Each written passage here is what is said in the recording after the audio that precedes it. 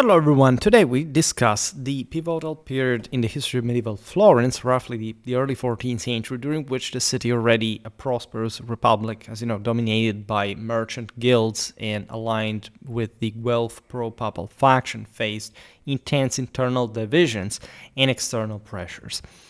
The history of Florence is central in many ways to the entire Tuscan, Italian, and even European history of the period, given the fact that Florence was the richest city in the world. Its control, especially within like the French, Guelph, Papal, Angevin, Neapolitan axis, was really the guarantee for the economic stability of the greatest part of medieval civilization, peaking at this point exactly in this axis.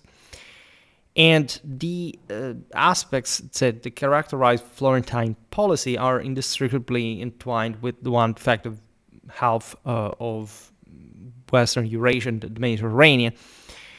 Last year, I made a video about the history of Florence that drew from essentially like our regional style model. We sort of parceled it. Normally, these episodes last 1-2 videos, depending on the importance of the city. For Florence, we made several, which is, again, not a case. Just yesterday, we were, for example, discussing Charles of Valois, that, as we will see also today, he's most famous, say, in Florentine history for the expulsion of the white Guelphs.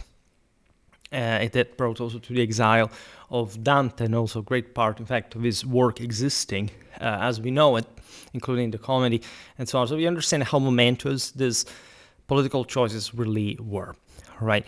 In a broader architecture, let's say, of the channel, we still have to address well mostly the Ghibelline axis, which at this point in history was weaker than the Guelph one, but had an important resurgence, as we will see today, under Henry VII, and fundamentally managed to re-equilibrate the, if anything, especially the Italian political situation.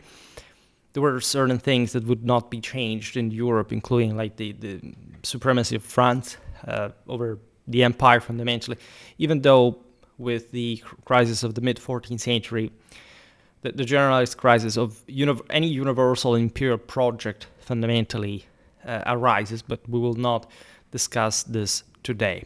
Right? We also talked about the Guelph Talia, about the mounting Guelph Angevin power in the peninsula at the broader political, strategical, logistical level, of which Florence, in particular for central Italy, was really the center. So for allowing the papacy, the Neapolitans, the Tuscan Guelphs to operate across and to maintain a substantial hegemony. Right. Regarding the nature of the Florentine government, we also observed that while we can talk of the merchant guilds dominating the city, the populace essentially, the establishment had by this point taken a stark statal profile, which was unlike cities outside of the Italic kingdom, and that allowed them, in fact, to have substantial military power. Last year I made a video about the size of medieval armies, a couple of videos telling the truth in this period, and we've seen that cities like Florence, Milan had essentially the manpower, the regular, even greater frequency in the deployment of 30,000 men, the average sort of big host, compared even to kingdoms like the ones of France, actually this one being the strongest out there. So we're talking about a lot of stuff going on that you normally don't hear, read around. There is some sort of folk interest in these topics, maybe through the internationalization of the same, but I never quite really, in this internet era, never quite really found an adequate, especially overall comprehensive explanation, especially of this period, that alone, again, given the complication of it all, also across Europe, is admittedly extremely difficult to properly understand, right? I happen to be specialized exactly in the end of the 13th, the first half of the 14th century, so I exploit this a little bit. I don't make favoritisms on the channel, but this was literally the peak of medieval civilization, so it's important to make more and more videos about this. And you see, having finished a series like the one of Florence allows us now to hammer in like any other kind of reinforcement of in-depth analysis on a picture that we have adequately drawn, at least in an introductory fashion. We have to do this for the entirety of Europe, and some regions already received an adequate coverage, just as a start. Now, when you look at this era in Florentine history, you can appreciate, first of all, the big change that occurred at the death of the Holy Roman Emperor Henry VII, who, as you know, died in 1313 near Siena while campaigning in Italy to revive imperial authority and reconcile Guelph. This is a euphemism, say a Ghibelline faction. This was not quite the case.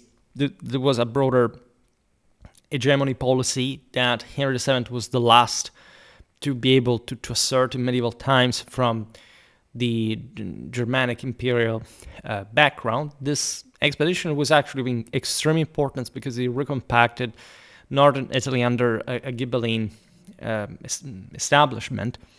Not entirely, but still this is completely normal considering the political divisions, at least, of Italy, the supplyability, so to say, of the coast at the local level. The same army of Henry VII had been destroyed on the occasion of the siege of Brescia, the ensuing plague, then the disastrous siege of Florence, and the following guerrilla encounter repeatedly with mostly Italian forces and money. Right, they received also help from Aragon, etc. This is just for saying how much was actually going on. Henry VII's expedition was big. He died of malaria, likely, at Buonconvento, while he was in fact marching on the kingdom of Naples that apparently did not really have much forces at that point to counter this imperial tide that was essentially the first big imperial coming back since the times of Conradin of Swabia.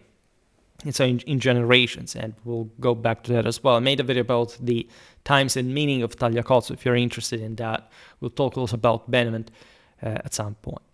But the death of Henry VII, with his ultimately failed effort, also due to his death, among other things, deepened partisan strife. Right, this was paradoxically only the beginning of a phase lasting essentially another decade or more of probably the single largest amount of warfare in medieval history, regionally wise. This is being pointed out by Contamine, by Mervieux, etc., that Italians at this point basically spent the largest sort of relative amount of power. You can't compare this with the Mongols at large, but you would be surprised by even how much in scale this close this was. And in general, like an enormous set of important battles. Nobody really quite studied very much. For example, the one of Montecatini was possibly the largest of the era, as well as surely the most tactically complex. Right, the battles of the 100 Years' War are sort of a joke in comparison to this multiple battle lines in depth from both sides, tens of thousands on both sides, and in a properly equal sort of equilibrated odd clash, unlike so the smaller armies of the 100 Years. So we're talking about big stuff that historiography has not adequately documented. And I will not make any names, but I'm actually going to publish in the top medieval military history journal out there, and I can't say this much, that I was accepted there because among my peer reviewers there was also a West Point professor that actually manages the thing. Perhaps I said already too much. That said, yeah, this deserves. It's they said we've never seen an article written like this. So this is my space for bragging a little bit, but just for saying that, as you know, I specialize not just in this era but in the Holy Roman Empire as well. So Italian, German, etc. warfare to me is very familiar in many ways, as you can also understand from these dives that you will literally not find anywhere on YouTube in the moment. Then if someone with AI will essentially later find things, etc., aside from that, I will not speak in the future what quality that can achieve, but in the moment, I'm literally the only person covering this. I will put aside any other historiographical consideration, because, again, not knowing this chapter in medieval history is literally not knowing anything about history in general, not just the Middle Ages for that matter, or even just the European history. Now, as we explained, and even today it's just an appetizer, nothing particularly complex, Florence, as a leading Guelph commune, as you know, pursued a foreign policy centered on defending its Tuscan sphere against the Ghibelline, so the pro-imperial threats, while expanding its own territorial and commercial influence. And regarding the formats of the territorial aspect, like Florence failed, not clamorously in a strictly extensional sense, because they definitely, from a commercial point of view, managed to basically subsume, especially some of the sort of smaller Tuscan communes, especially within the frontier with Siena, that for different reasons had switched from Ghibelline to Guelph, historically was allied with Florence. So if you look at Volterra, San Gimignano, these are famous names also for touristic reasons, right? Because they are some of the best preserved medieval cities, as they were at the time, largely, differently from others like Florence that was rebuilt during the Renaissance in different ways, etc. And the interesting aspect of this is that the Florentines, and as we've seen in the series, were repeatedly defeated by Ghibelline powers, right? The only major success they really achieved in open field was Campaldino against the Aretinians, that were dramatically inferior in numbers, but showed probably the highest moral quality of the entire late communal Italian warfare. They were beaten on different occasions. They were also aggressive. They managed to besiege, to conquer, and so on. But the big defeats, 1315 Montecatini, we said it before, against the Pisans and the Lucchese, and equally, basically, the two cities united again in 1325 at Alto Pascio, with Castruccio crushing the Florentines. And after all this, basically, Florence was, her district was raided, plundered, etc. But the city was so big, right, and it had a sheer amount of material capacity that it was practically unassailable. And Henry VII had found that out the hard way during his siege between 1312 1313. Basically, the city alone was so big, and it had allegedly up to 60,000 soldiers coming from literally all the rest of Guelph Italy, but also from the north, etc., to protect the main Guelph center par excellence in Italy, that the emperor could not even properly encircle the city to besiege it. So they had to leave. Also in autumn, under the rain, it was something terrible, pressed by obviously the Guelph army at that point coming out.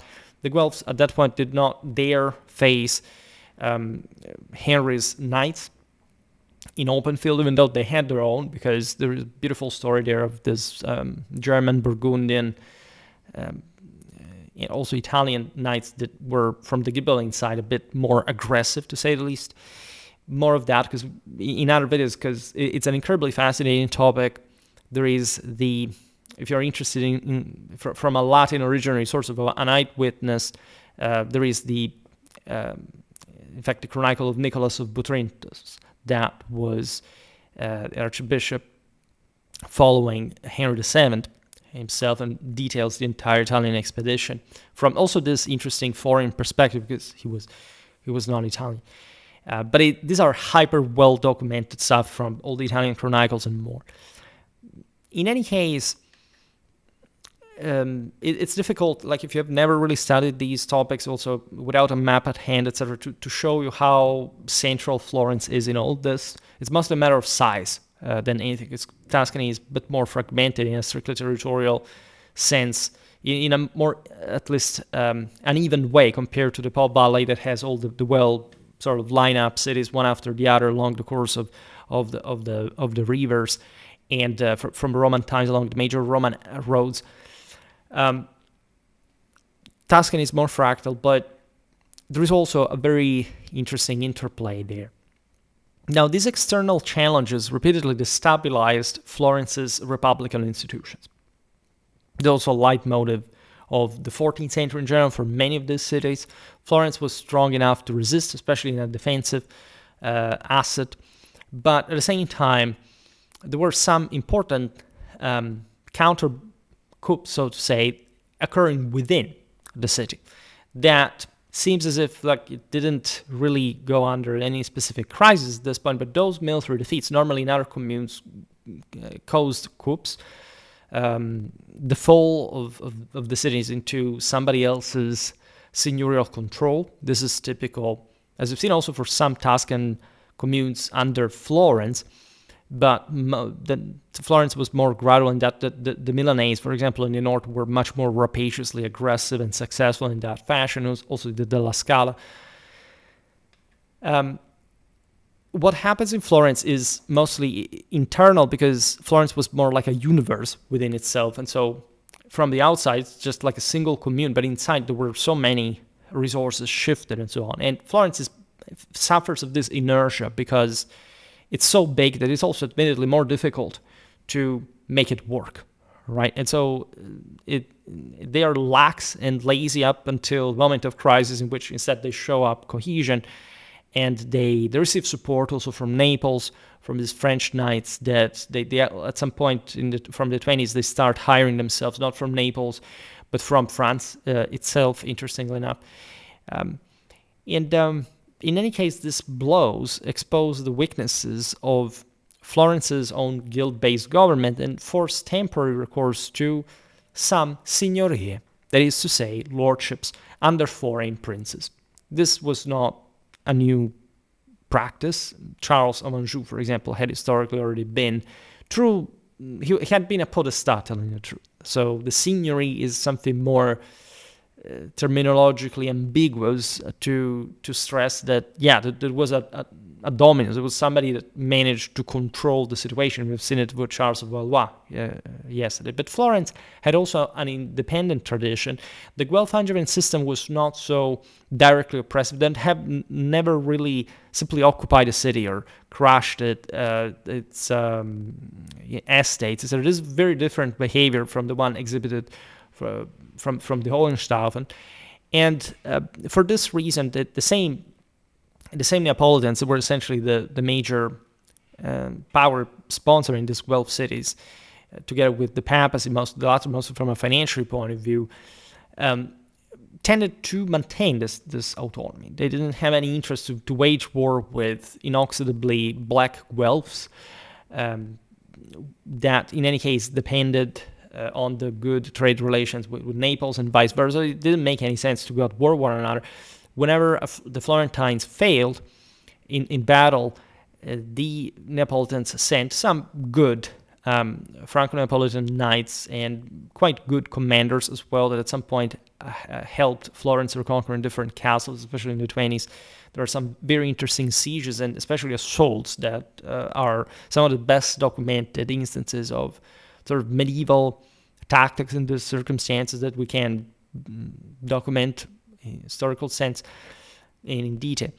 Now, this video is also aiming at examining the structural flaws in Florence's political system as a whole, like marked by exclusion of the lower estates and persistent opposition from the noble, the grandi families, because this is also the point. The Florentines had some so-called magnates that were essentially the historical nobility of the city, which were something different from the merchant guild, right? And that had been, by this point, as you know, since the so-called primo popolo, pretty much policed and often also purged, because there was a fear of coups and so on. Think about Corso Donati, that was even killed during some of these attempted coup, at least. And there were also specific reforms for this reason attempted between 1316 and 1328 to stabilize governance amid crisis, as we will see now. So, as we presented, Florence's interactions with the outside world played a central role in shaping Italian politics more broadly. To recap its essential thrust, after the death of Henry VII, Holy Roman Emperor, the Luxembourg ruler, whose 1310-1313 Italian expedition aimed to restore imperial power, but instead inflamed Guelph Ghibelline wars because mostly his mercenaries remained in Italy at the service of the various city-states. And in any case, as far as his expedition proper went. It ended with his sudden illness and death without any major accomplishment in central Italy. All right. And at that point, Florence adopted essentially a primarily defensive stance against various threats because of this Ghibelline. After the death of the emperor was a Guelph coming back, but quite immediately, especially from Pisa, there would be a further Ghibelline offensive. And in fact, the major threats to Florence, we said them before, included the Tuscan Ghibellines led by figures like Uguccione della Faggiola. He was a Ghibelline noble and mercenary captain who seized control of Pisa around 1313, 1316, and allied with other anti-Florentine forces. Uguccione came from Apenninic area between Tuscany and Romagna, that was typically also where the Montefeltro came from. The Pisan army had been reformed by the famous Guido from Montefeltro, whose son Buonconte died at the Battle of Campaldino. These were old haters of Florence, but they were essentially condottieri that really were specialized in the most advanced tactics of the era and managed, in fact, to successfully reform the Pisan army that at this point was the most tactically qualitative in the entire peninsula, and in fact scored the greatest victories and performing the most amazing combined armed tactics of the era in opposite these very big armies. Pisa was smaller than Florence, but had really an incredibly capable force. Most of the attrition between the two cities can be explained, among various things, through their respective traditional stances.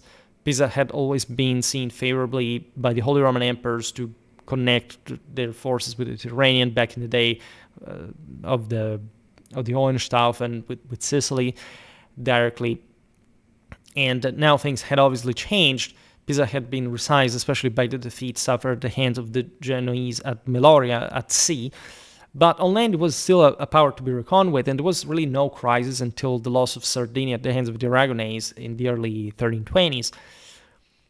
These successes scored at Pontetetto prefigured especially this tendency of clashing upriver in the Arno Valley against Florence that had always Pisa at the mouth of the same river, preventing a straightforward supply from the sea. In fact, Florence was highly dependent, given its enormous size, demographically speaking, on grain imports that had to pass from all a series of routes from Siena mostly, with turning fragmented ports on the terrain. It was a very complicated scenario. The peasants were always around. Then you have... so there is all an interesting history. Uguccione at some point had come to power in Pisa using the same German mercenaries of Henry VII, who was after the emperor's death. He hired them as they were coming back to Germany, and he seized control of Pisa. And, in a Ghibelline mystical aura, he apparently ran the city streets at the head of the Germans, bearing a live eagle right in his hand. So that's how strong actually the memory of Conradin of the Hohenstaufen really was. These struggles between Guelphs and Ghibellines had a lot to do with that, and showing you that people really cared. This was not a feudal anarchy, or this was a disorderly thing. On the contrary, we're looking at some of the most thickly compact, disciplined, and ordered forces in medieval Europe clashing against one another. In fact, that people don't understand this because they see all fragmented sort of political maps and whatever, has nothing to do with what was actually happening here. These were, at large, also mostly leagues. Uguccione, one of Montecatini, then he was expelled from Pisa. That didn't tolerate too much seigneurial power. There's a solid popular commune as well, Maritime Republic. Uguccione will die in Verona at the court of Cangrande as an exile, and also a soldier, because he fought there quite interestingly too against the Paduans who were Guelphs. I made a video about mostly all these bigger cities, so if you're interested in their perspective, you can check that out. Then you have, famously enough, Castruccio Castracani, Castruccio degli Antelminelli, that had initially been a protege of the same Uguccione. Was the greatest commander in late communal Italy, and probably participated at the battles of Pontetetto and later ones. And Castruccio is most famous because of Machiavelli's biography on him that popularized it more. But again, in this scenario, we're also he was admittedly one of the top ones, but militarily speaking, Uguccione, for example, nobody really knows him as much by hearing, so to say, but he was something, right? And Castruccio equally was a skilled condottiero.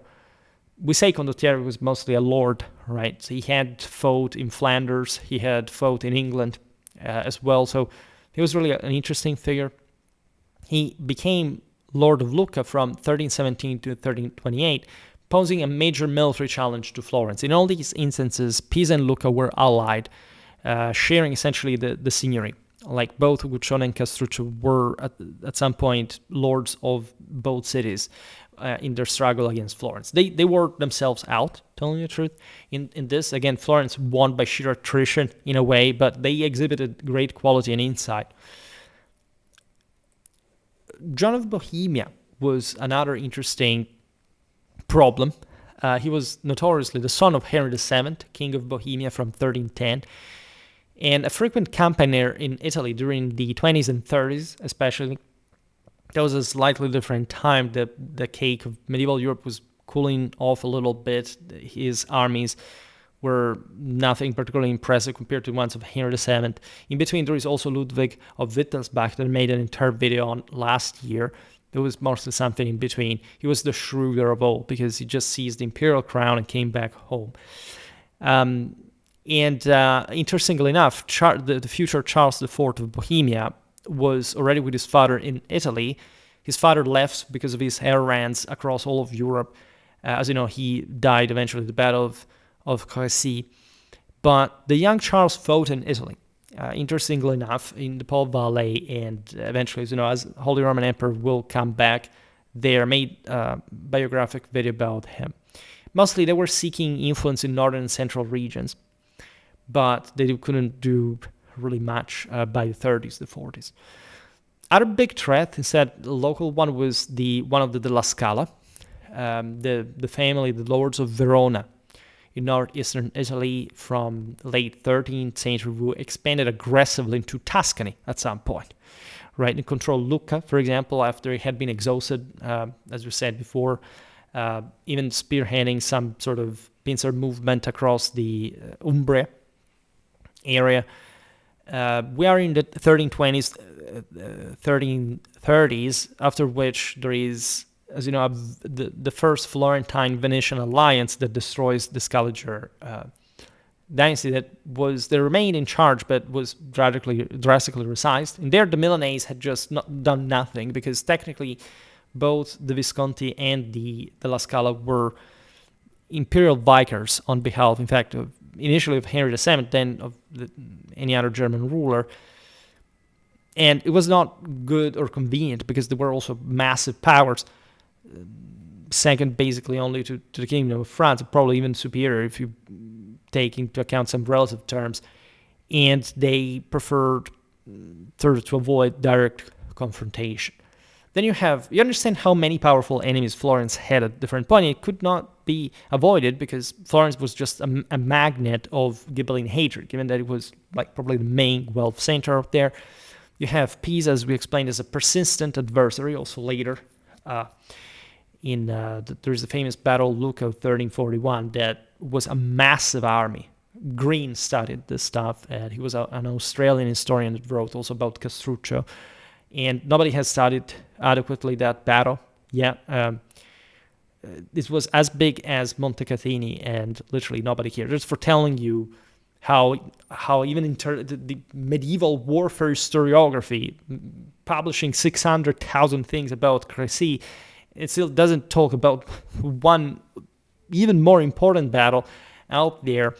In a also much better documented context. It's objectively insane. Tells you how low the actual heuristic quality of historiography really is worldwide, and how much we have to learn about the Middle Ages. Also, in the later decades of the century, we would have the growing territorial designs of the Visconti that initially actually started even earlier.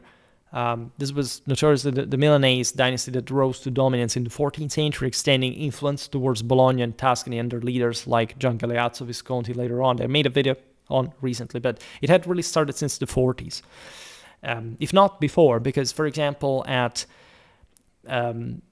Altopascio, critically enough, in the Battle of Zappolino against the Bolognese that were allied of the Florentines in the very same year, it was the crack sort of German cavalry of the Visconti that broke the Guelph line, to carried out probably the most complicated maneuvers, flank attacks, and so on. And this was in turn a reaction of the Visconti to the Florentine insult to Milan as the major Ghibelline power instead in Italy and I made a small video about that, the Anti-Visconti League and Crusade launched by Pope John XXII via the military action of the Cardinal Legate Bertrand de Pouget in the early 20s, where some Florentine troops, uniformed with their lily, had carried out an infamous palio just under the walls of Milan. The papal army was based in Monza, which is just a few kilometers, tens of kilometers away. Now, these are all impressive. Basically, all the Ghibellines ever. Admittedly, this is true for everybody at that time. That these big coordinations between essentially a Ghibelline and a Guelph block. I also prepared a video today. I don't know where I'm going to publish it. About probably the theoretical background of these ideologies and why they had come about, and not the usual story, okay, those were from the side of the papacy, but why? Why are we talking about Italy as opposed to the actual originary German terms of the words? Well, this is very complicated, and it requires some further background, but these videos do help for sure. Now, at the same time, Florence, as we've seen, actively sought to extend her own influence throughout Tuscany. When it came to countering foreign interference in the surrounding area, the Republic followed a path markedly different from those taken by Venice or Milan. What set Florence apart was its sharply defined territorial core combined with the overriding importance of uninterrupted commercial flows. Venice did something similar, but at sea. At this point, until especially the war that they waged with the Florentines against the La Scala, that was fought over the control of some salt mines in northeastern Italy, close to the Seine lagoons. Florence was more, again, simply financially absorbing, right? Milan was instead much more aggressive, much more imperially minded, much more straightforward in building up a territorial state and a hell of a professional force. This will increase over time, because as we've seen also in some videos about 15th century warfare, essentially the Milanese had the strongest army, at least until the Venetians decided to expand their own terra firma exactly to counter the Milanese, and they had, in fact, the finest army together with the ordinances of Charles the Bold at the time. But it's very late for today's timeline. Now, this made Florence's merchant estates acutely and almost excessively attuned to any external risk. As a result, threats such as an antagonistic Pisa, a look aligned with either the La Scala or Pisa herself, or a Bologna falling under Visconti's weight, triggered unusually strong alarm and forceful responses among Florentines, responses that, in hindsight, often appear disproportionate to the objective scale of danger. My opinion is that they were actually doing the right thing, except the internal cohesion of the city was too loose in order to transform this essentially mercantile-minded establishment into seniorally strategizing one of the Visconti de la Scala. So Florence had actually a hell of an army. Italian armies did not differ in any technical sense. They were basically the same people, the same country. But morally speaking, that's a completely different story. And Florence appears always soft, right? More chaotic, Villani, talks profusely about this because he has always that rationalizing habit of saying, well, had it been for this that was foolish, we would have won. In a sense, he's even correct in assessing that, but it obviously can't be a pattern all the time. There must be something that did not work in the system in general, at least in order to be successful against Pisa, for example, because they were really defeated repeatedly. And he especially invested an incredibly large amount of wealth. There's a beautiful description of the Florentine army by Villani before the Battle of Alto Pascio. An incredibly wealthy, powerful army, but also not quite cohesive or hungry. Castruccio was the weaker side there. He encamped in the Cerullo near Monte Carlo, and then he received the Milanese reinforcements, as I was saying before, and that they're the ones that enable him to win in open field. While the Florentines apparently were even sort of breaking, not camp, but they had been deployed into battle. They thought the enemy would not attack, and they were literally coming back to Florence. So you have an incredibly different-minded picture. And as you understand, it's a bit like the relation between the English and the French during the 100 Years' War. The English were actually the weaker side in conventional terms, right? And that's why they, for example, defended so staunchly. This doesn't happen in Italy because Italian armies were exclusively aggressive. You find something towards the later period in terms of, entrenching, defending, something like that, but most of these were conventional European armies functioning for major pitched battles. The Italians, again, had all the resources to carry this pulling off this expeditions on a regular basis, unlike any other region of Europe. But this is also the reason why, at least in the case of Florence, these moments of heightened external strain revealed their direct impact also on the city's domestic life, because those armies really cost a lot, or even for Florence. Reportedly, the commune found itself compelled to recognize implicitly, if not openly, its own shortcomings when faced with especially intricate challenges that were incredibly asymmetric sometimes, at least in terms of, again, how the Della Scala were able to literally invade Tuscany from the Apennines, at least the eastern Apennines, and from Lucca as well. So it's something big, and it tells you how fluid really Italian politics really was at this point, how, even in terms of strategic projection, how dangerous, how capable these armies really were. Again, of regional scale, there is no doubt. Hardly the armies of little cities, as people sort of sometimes call them, in towns. So these were cities since Roman times. Probably the civitas is something incredibly different from the burg, for example, of certain parts of Central and Northern Europe. Now, this realization of the Florentines led on several occasions to the temporary installation of a signoria. So this is typical, really, for other cities in Italy. Big military defeat in open field, somebody takes over. There is a regime change more often than not. In many ways, how the Italian regional states were formed is, especially the bigger centers like Milan, like Verona, like Florence, etc., to cash out of these victories by essentially disarming the local population, mostly even exempting them from military service in exchange for a financial contribution. If you wonder how also the condottieri proper came around as that model of mercenary and somewhat external force, rather, that's the mechanism.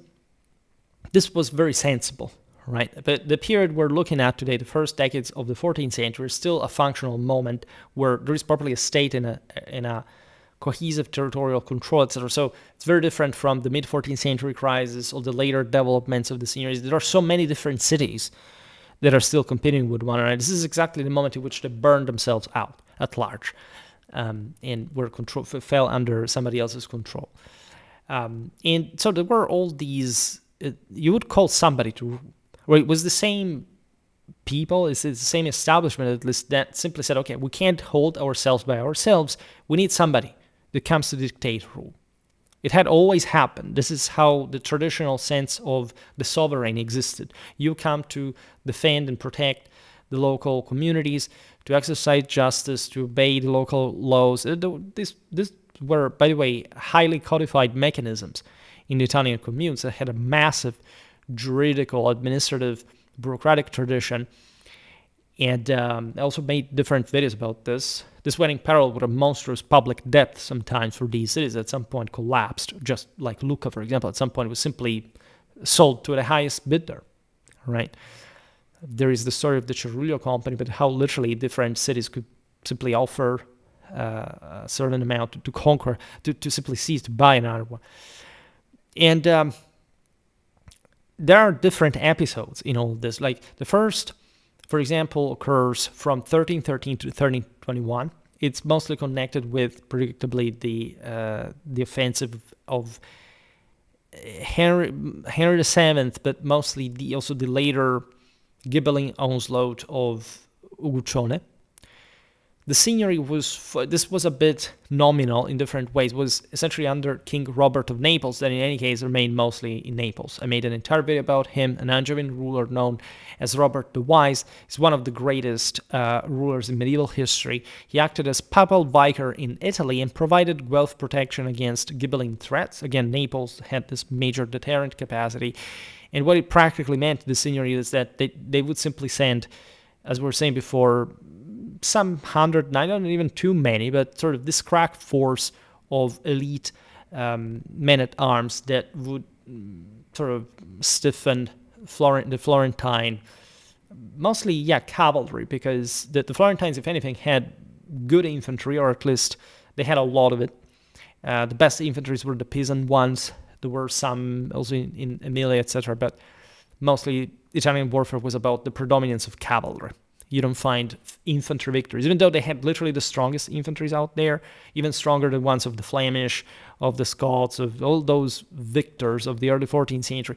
Actually, the proof of that lays in the fact that being a fully developed conventional military, they equally also had an equally developed cavalry. And so they would have not gone out there just with infantry, even though it was, in absolute terms, a stronger one in Europe. It was tailored on the local necessities.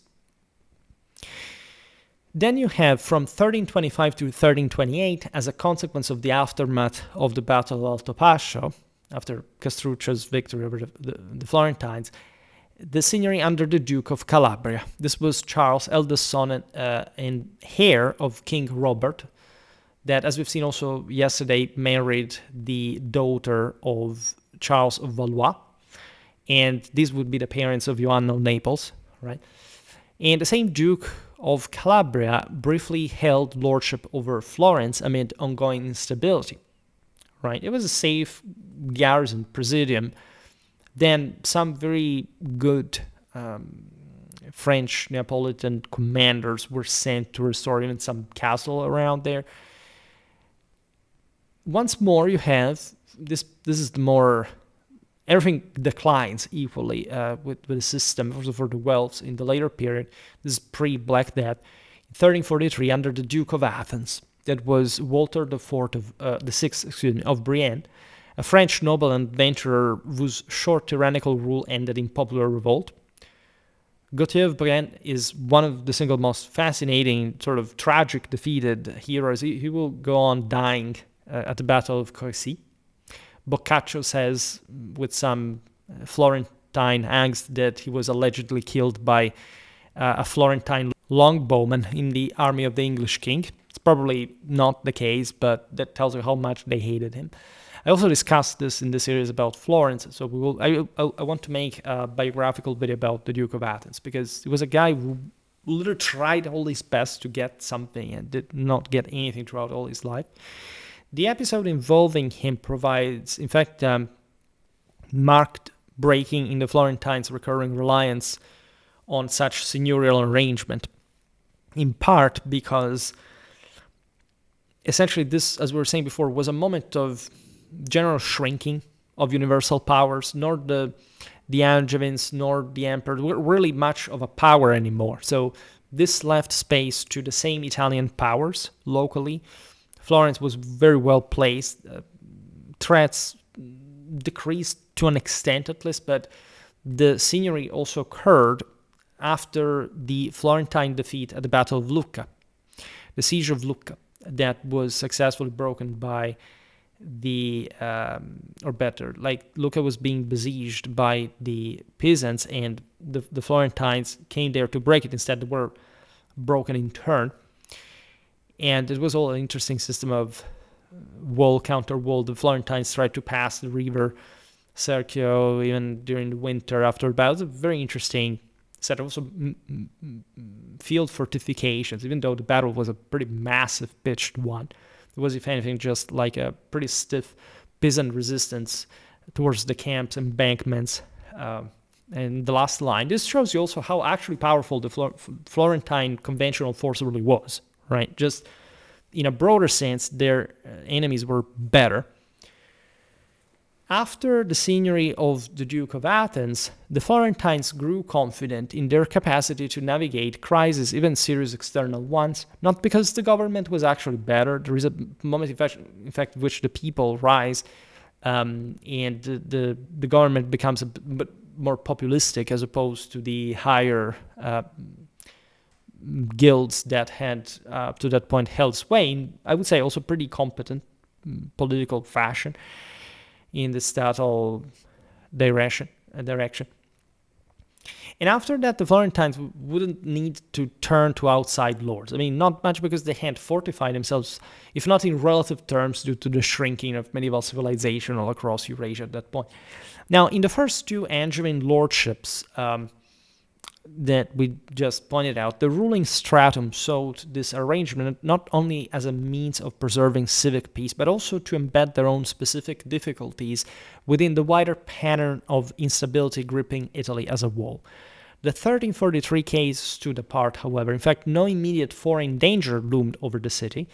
It's probably, again, the defeat of Lucca has not been studied so much, that is underrated. Mostly this was a moment of difficult economic strains, and that also caused coups after battle, because at that point the peasants didn't really arrive under the walls of Florence as it had happened in 1315, 1325. But the stress, the fact that Lucca was lost to the peasants, and that this expedition was gigantic and it had cost an astronomical cipher, did cause this massive issue in the city, and further rebellions later to literally overthrow the previous government. The trouble stemmed, in this sense, from the breakdown of an attempted expansion program. Right? Nobody came to threaten Florence in the moment from a strictly military point of view as a outside invasion. The peasants did not have the strength to do that already anymore. What enabled an adventurer to seize the signoria at that point of the Duke of Athens was the regime's own deep-seated weakness and eroded credibility. Generalized crisis, again, just before, if you look at the years before the Black Death, you realize that the system had called for the plague, all right? It's not much some bacillum that from Central Asia spread through cattle. It's mostly just the fact that these societies had exhausted themselves, mostly through warfare. People had impoverished themselves. They couldn't probably eat well anymore. And so the plague is just like the part of a broader compound. And you could feel that the depressed, probably the depressive conditions already in these previous years. And Gautier Brand was just an opportunist who exploited, in this sense, the situation by rallying two separate clusters of malcontents, which would be essential also for his own regime, because he tried to content a bit too many and to do strange things that the Florentines at large did not like. One drawn from within the popolo grasso, so the fat people, so the wealthy merchant estate that dominated governance, without which you couldn't really do much. Really, these were incarnating the priorate that was the normal regime, and that held power. The outer was outside, right? It was the mostly the common people, almost in a monarchic sense, of people who were actually outside of government, and that would threaten later and successfully oust the previous one, for a while at least. The system led by the major guilds, together with the bitter party rivalries that marked Florentine life, immortalized and almost emblematic through Dante's poetic tragedy and Dino Campagna's vivid chronicle, contained an intrinsic and gradually worsening fragility. That fragility derived above all from the deliberate exclusion of large portions of the population from any share in governance, a systemic defect that no short-term palliative could genuinely resolve. This may sound even anachronistic because obviously nobody, like, there was no system where sort of people ruled or whatever. Actually, with the mid-14th century crisis, there is a massive repression of the commoners. This is true in the Italian, Flemish textile industry cities. This is true for the peasants in France to the jacquerie. These most advanced places are actually the ones in which these uprisings happened the earliest. In some other parts of Europe, they will continue throughout the 15th and 16th century, but there were some sort of tail strikes. We've seen also in the early 16th century, the German Peasants' Revolt. It was actually the largest uprising before the French Revolution in Europe. So the fragility mostly was structural, was across all estates in a fundamentally oligarchic direction. The real hazard came less from the sheer numbers of those shut out, the members of the minor guilds and the popolo minuto, the lower artisan and laboring estate, groups more prone to unrest than capable of stable rule, because of course they didn't have much for it. This is at a smaller scale what happens also in the Flemish communes, sometimes much more even at personam of specific guild heads or some sort of essentially populistic agitators that collapse the system, undermine the system. Right, there is a reordering of power, recycling of power in a way, but fundamentally still sort of the more powerful remain at the top, and the situation of those at the bottom will become even worse during the crisis. The real hazard, on the contrary, came far more from the stubborn, more resourceful determination of the grandi, the powerful noble families, long sidelined but still influential. These were again the older, really knightly nobility of Florence. It's not so easy to properly determine who was who in terms of actual lifestyle condition, right? Because they were in the high spheres, probably the Florentine government, whoever was very powerful and rich, they had some also military obligations, knightly wise, etc. If anything, we will talk more about this interesting phase, because at least about Florence there are really lots of studies made. Despite their exclusion from full political dominance, these noble families preserved considerable power derived from their wealth, extensive alliances, sizable clienteles, long-standing warrior ethos, and enduring favor among related houses.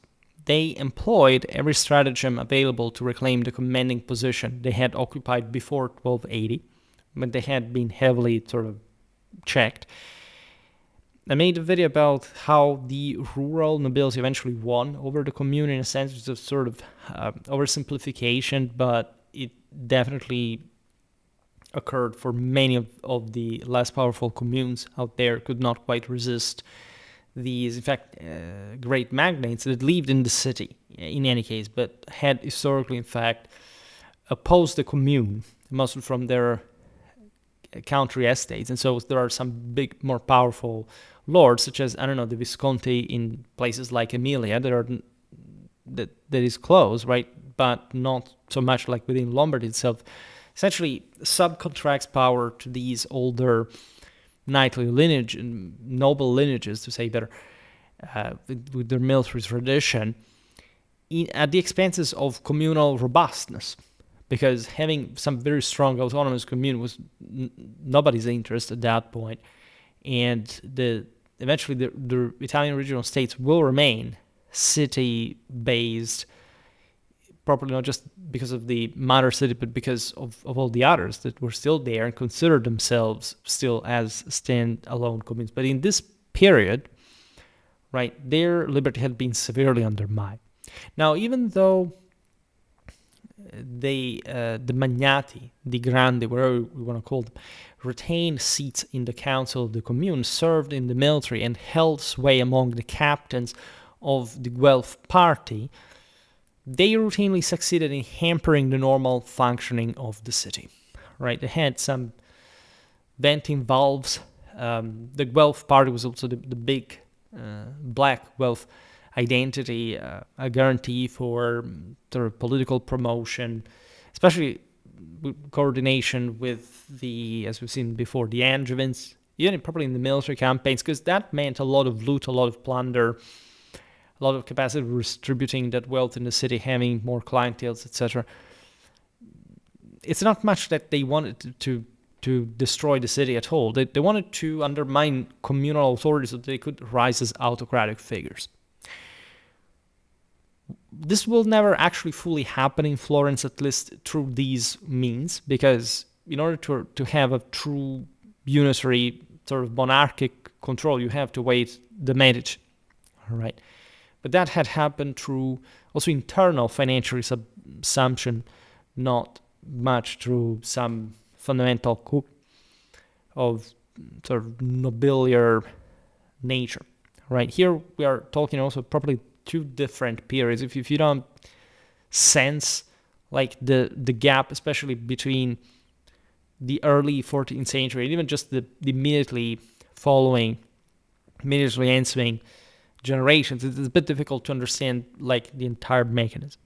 But that's why I made, again, a series about Florentine history. There is one striking example taking place in July 1323, when Florentine troops forced Castruccio's withdrawal from Prato. That is a Tuscan city. It's actually in between Pistoia and Florence. The ordinary citizens pressed for this is along the Arno Valley downwards towards also Lucca and Pisa. The ordinary citizens of Florence pressed for a decisive pursuit on Castruccio. By the way, that was a major enemy of the city. And so what is fascinating, this often happens, like the people wanted to get it over with. Like, why have we come to fight and die if we're not crushing this major foe, right? The point was to cut off a retreat and driving Castruccio back to Lucca. The Grande within the army, however, blocked that course, conditioning their continued support for the government on a promise to revise the ordinances. That is to say, the anti-Magnate Ordinamenti di Giustizia, first enacted in 1292-93 under Giano della Bella, to curb noble power through severe legal restrictions, thereby preventing what could have been a consolidating victory for the regime. You see the political instability, what it causes. You had, again, this is, sort of, to say the least, a Clausewitzian paradigm that shows politics comes always first. In this case, it shows probably the sway that the Grandi held. They didn't consider realistic Florence to be tackled by Castruccio at any point. This is before Alto Pasha, but still, again, Florence had withstood much worse the siege of Henry VII. These men were also men of war, so again, they thrived in warfare. We've seen essentially what the knightly mentality was about in different videos about their psyche, their anthropology. They lived off warfare as well. They had the means to wage it in a sort of private sense, even within the communal army that they evidently controlled, because these were the bosses. They knew how to make war. The rest of the people didn't quite. They followed, as infantry was as an auxiliary force. And you see here, Florentine political issues are crippled, but why? Also because the commune itself had been oppressing the Grandi themselves. There are terrible things happening of similar nature. For example, in the 80s of the 13th century, the Bolognese at the St. Proculus Bridge basically withstood a Romagnol onslaught. The Romagnols were, by the way, at that point aligned with Florence, because this is the period in which Bologna was still white, well, that is, read Ghibelline de facto. And in fact, the knights did not like the people very much in Bologna, so they abandoned the infantry. They literally withdrew, and the infantry withstood the Romagnol attacks until the ballistas were taken in and they were cut to pieces, and the Romagnols won. But just for making you understand how dangerous this thing is, we've seen it even in the video about the Battle of Argentoratum, when the Germanic infantrymen taunted their mounted leaders because they feared they could and would flee, right, had they not dismounted and fight on foot, which for most of antiquity was actually, say, not a hallmark of cowardice, because as we constantly repeat, the knight was at the center of everything, but it's in a strictly political sense, in military one, beyond sort of archetypes and nobility, etc. Like there are deep divides between even the elements of an army from a political point of view, right? On that occasion, Castruccio could be ruined. Instead, Alto Pascha would occur 2 years later, a sad day for Florence. Now, beyond the broad disenfranchisement of ordinary citizens and lower guildsmen, the problem of the fuorusciti, that is to say, the exiles formally banished from Florence, posed an even graver danger. These individuals, in fact, created external bases of enmity and remained ever ready to assist any internal revolt or foreign incursions directed against the regime that had driven them out. Their threat was magnified by their sheer volume. In 1323, during preparations to confront Castruccio, the authorities offered to lift the bans and allow their return. Remarkably, 4,000 exiles came forward in response. This may sound paradoxical, but it tells you how preponderant internal policy was on even foreign affairs, so to say. Normally, exiles, you would think that they would be better out when there is an enemy around. Not in these communities, because the city is the universe for them, all right? And when actually there is an external threat, admittedly, yes, some exiles also side with their enemies. There were some Ghibelline, Florentines. At this point in history, like we can't look at the scale of this, but let's say the better policy for the commune was to call back these exiles that were at that point willing to defend the city from the same threats, right? Just to make an example, Castruccio at the Battle of Pontetetto had sided with the peasants because Lucca was Guelph, black Guelph, and he was essentially a white Guelph of Ghibelline, as a matter of fact. He fought against his own Lucchese, in that sense, also connatural citizens that were, however, Guelph with the peasants. So this makes a lot of sense if you think about that. And it's very strange to see how, again, these people essentially spoke the same language. They inhabit cities that were just a few tens of kilometers away, but they hated each other on the base, literally also within the same city, within the basis of some different factional dynamic that was consistent, however, with the entire political and strategic picture. Right? Before we mentioned the Battle of Zappolino, which is the War of the Buckle, essentially. Well, most people know the story of the Buckle story. That don't know of, and it was sort of retaken from an 18th century play. It was sort of mocking this provincialism. But back in the day, that was a massive battle fought for all the possible reasons in a sort of major regional struggle between the Guelph and the Ghibelline sides, so to say. And it all makes a lot of sense when you see it from the closest. The overwhelming response, by the way, these exiles coming back likely explains why the Senorial later renegade, resorting to narrow excuse that no pitched battle had occurred, by the way.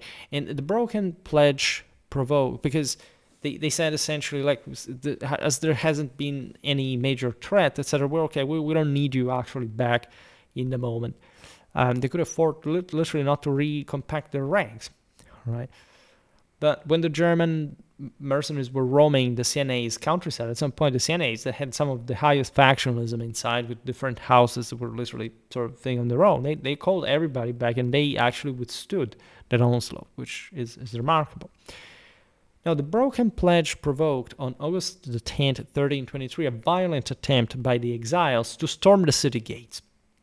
They acted in concert with conspirators inside Florence, almost inevitably members of the Grandi, as we explained, because these exiles at large were of that mold, including men from the Donati, the Frescobaldi and Gherardini clans, Yet no serious punishment was ever inflicted on those implicated insiders.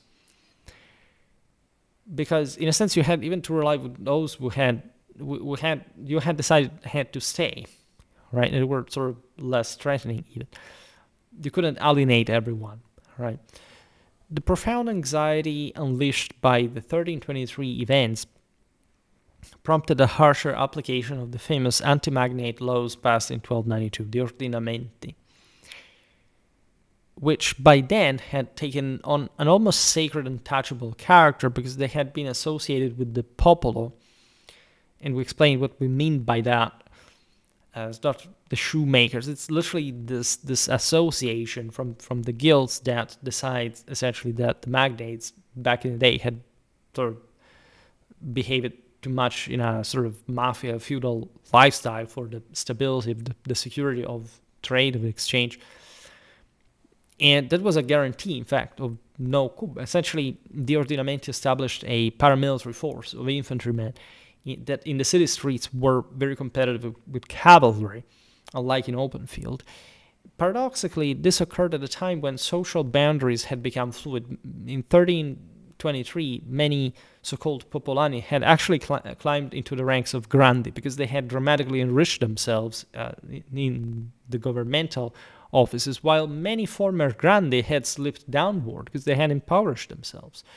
The severe leveling character of the measure, bearing some resemblance to later Jacobin severity, failed to reduce conflict, by the way, because it's evident that this was just a tactical choice. There were these repressive measures and orders. You could apply them to whoever was a magnate in that, like just anyone who was actually accused of being so. So it wasn't even much a patrimonial issue. It had to be with your person, with your political alignment, etc. Instead, in fact, at that point, it sharpened divisions. Ordinary citizens, guided more by sentiment than by analytical insight, rarely grasped the deeper causes of the political realities enveloping them as much as modern people do regarding these events. Throughout this period, the constitutional structure required constant reinforcement and fine-tuning. After the heavy loss at Montecatini, this major 1315 battle where Guccione della Fagiola's Ghibelline forces crushed the Florentine-led Guelph army, a member of the Angevin royal house died. There was a sort of massive concentration of capacity, probably from the Ghibelline side, the German cavalry, the peasant crossbowmen, flank attack, very, very well led battle. Guccione lost his son, by the way. His sons were put at the command, even of infantry forces, how important these were. And after the debacle in May 1316, the Florentine government appointed a Bargello vested with sweeping powers. The Bargello was essentially a police officer, right? And recruited from the Gabrielli family of Gubbio, is an Umbrian city, connected by blood, by the way, to the count who had condemned Dante Alighieri himself. These were very black Guelph forces. Gabrielli ruled through terrifying brutality until the new Angevin vicar intervened and ousted him. That was too much of a populistic reaction, so the same Florentine establishment calls the proper power in response to the aftermath of Montecatini. As part of the corrective response, the number of priors was doubled from 6 to 12 for several months, and the now dangerous Bargello, feared even by those who had originally installed him, was removed. Royal protection, the Neapolitan one, notwithstanding, the prestige of the governing establishment kept declining. Thus, shortly before King Robert's signoria expired at the end of 1321, in June of that year specifically, a new body called the Magistracy of the 12 Buoni Uomini, the good men, was created. Composed of popolani, 2 per sesto, the sixth of the city, it stood both alongside and above the priors, serving as authentic decision makers. Major resolutions could not pass without their counsel and endorsement. Villani notes approvingly that, quote, the measure was highly praised and was a support to the faction and the regime that governed, Book 9, Chapter 128. Once Angevin oversight ceased in 1322, construction of the expanded city walls got underway. Another change arose directly from the exiles' failed incursion described earlier. To improve responsiveness, the military framework of the guilds was reorganized by setting up numerous designated rally points through the districts, each identified by special banners known as pennoni. This allowed quicker, more dependable assembly. There were 56 such stations in total. They were literally filled with, pavises, pikes, crossbows, axes, etc. The point was literally blocking the passage across the city, right? To prevent the any intruder or any sort of also a rebel from within the same city to easily reach the main square, where mostly the popular infantry would gather to hold out and basically to defend, to maintain control of the city.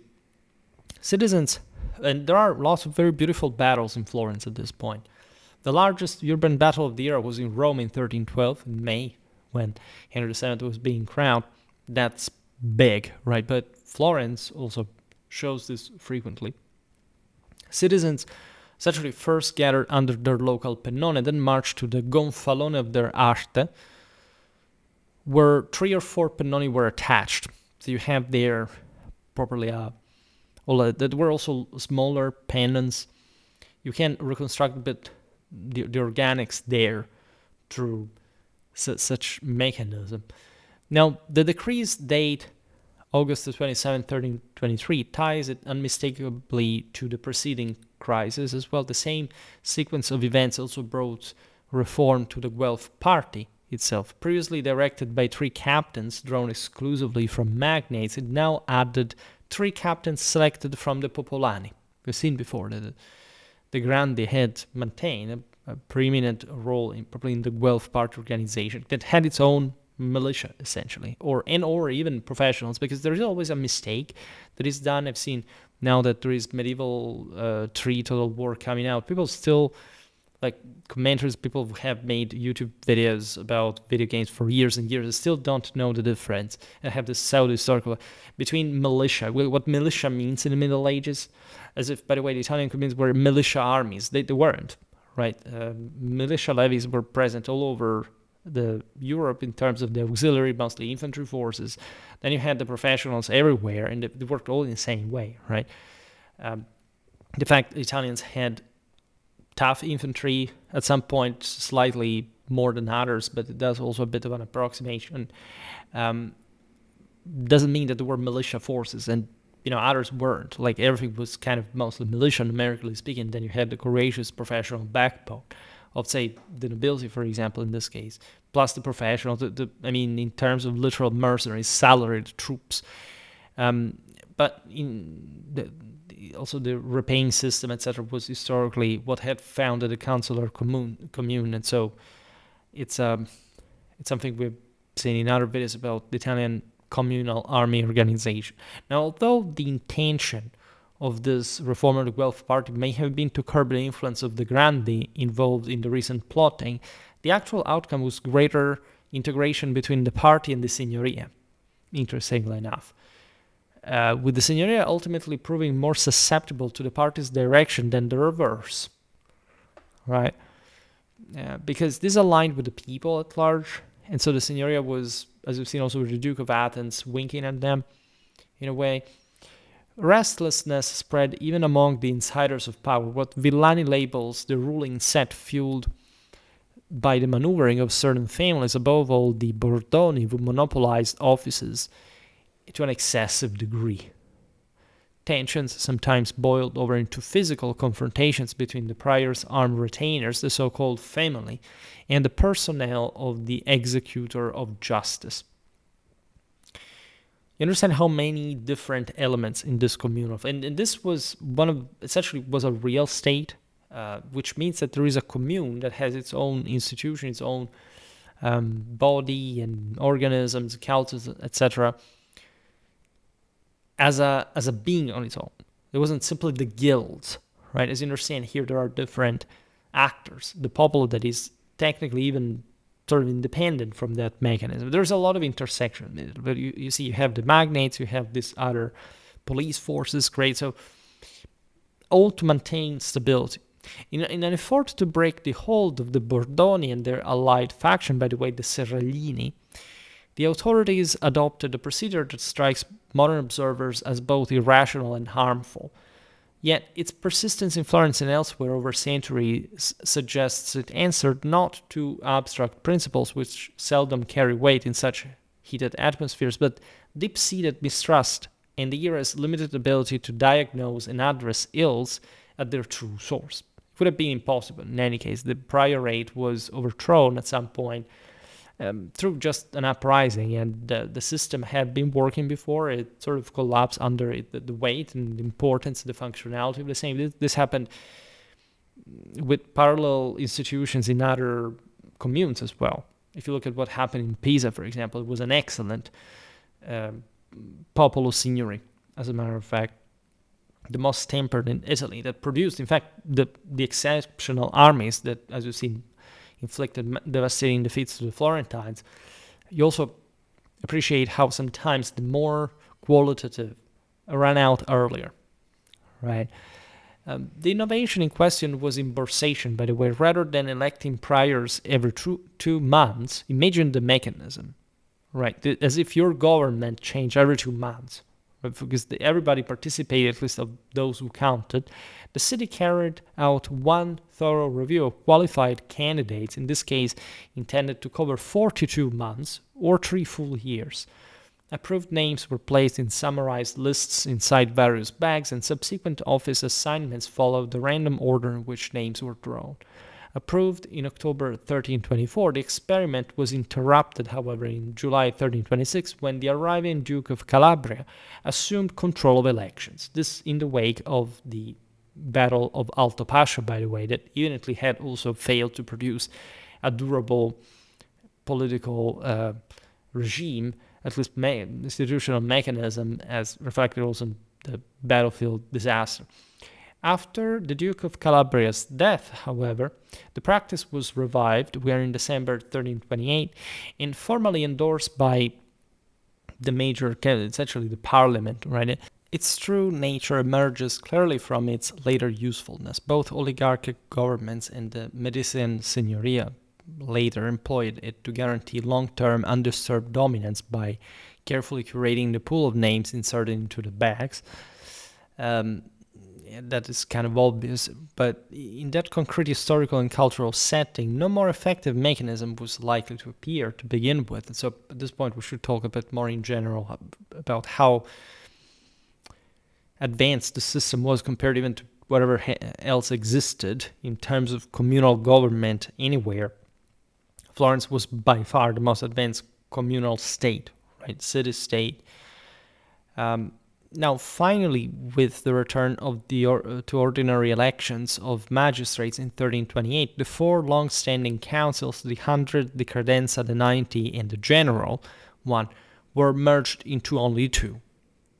This seemed an important move to unify control and command, which would have some beneficial results. One council represented the people and consisted of 300 popolani under the presidency of the captain of the people. Again, these were essentially very rich popolani. They weren't, again, the last fourth estate or shoemaker. No, these were people that had, important guilds in the bigger picture, etc. Consider that 300 in a city counted at that point, essentially 100,000 is not that much to begin with. So they were chosen, they were elite in their kind. The other represented the commune instead. And this is fascinating because it's as if the popolo in that regard was still preserving the communal sort of mirror right in itself. It numbered 260 members. This was presided over by the podesta, which was historically this essentially, by this point, especially a military commander of communal army, called from another city to be allegedly super partisan. He had also to oversee the respect of the communal statutes. It's fundamentally the Florentine constitution. And interestingly enough, for the first time, however, the communal council openly included the grandi as well, which shows you essentially what would happen also in the 40s in terms of general contrast, is that the commune was increasingly scared of this populistic and popular resurgence that occurs also as paradoxically in Florence, when there is a lot of popular force, in spite of the gradual worsening of the individual people's condition, and in part also because of that, that can in fact maintain it sort of institutional relevance even in time, becoming even dangerous in times of crisis. All right, so this is quite, generally speaking, quite fascinating, and mostly revealing of sort of many of the later developments in the city. In any case, this is what I wanted to discuss today. As you understand, here, damn YouTube,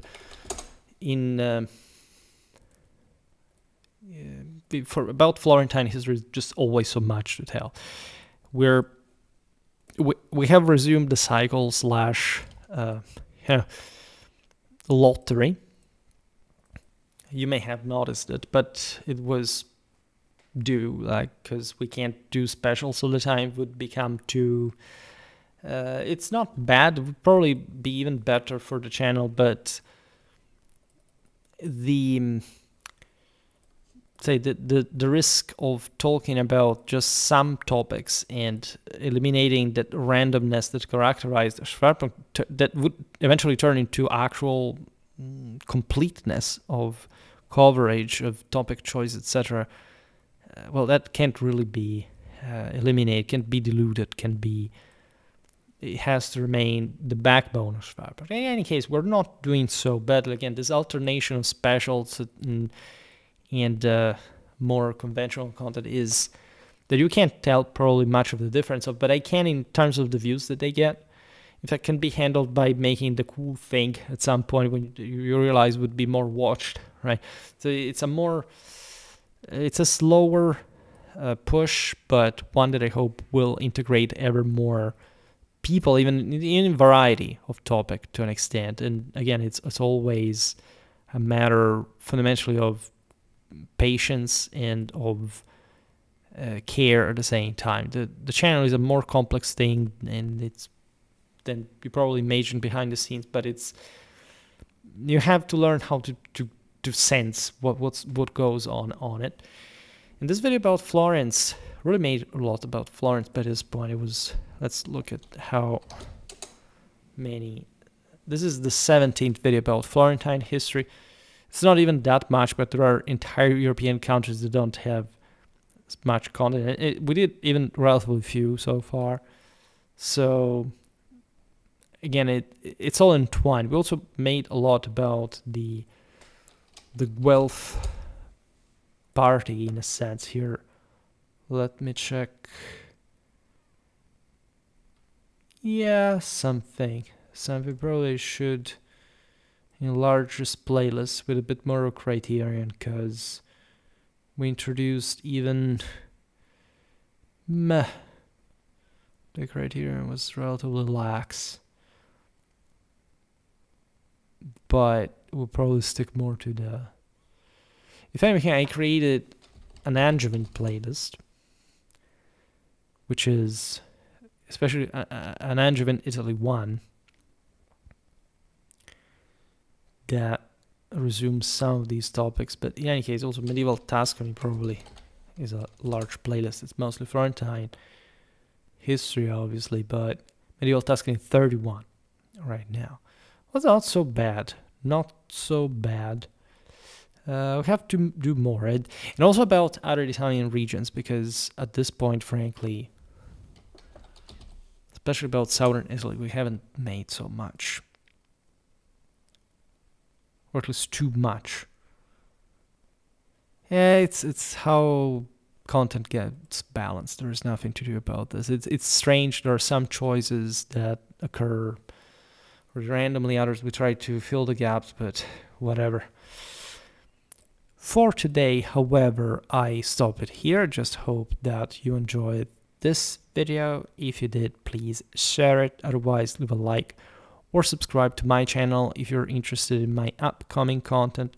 As always, I thank you heartily for listening to me. I wish you a nice time and see you next time. Bye.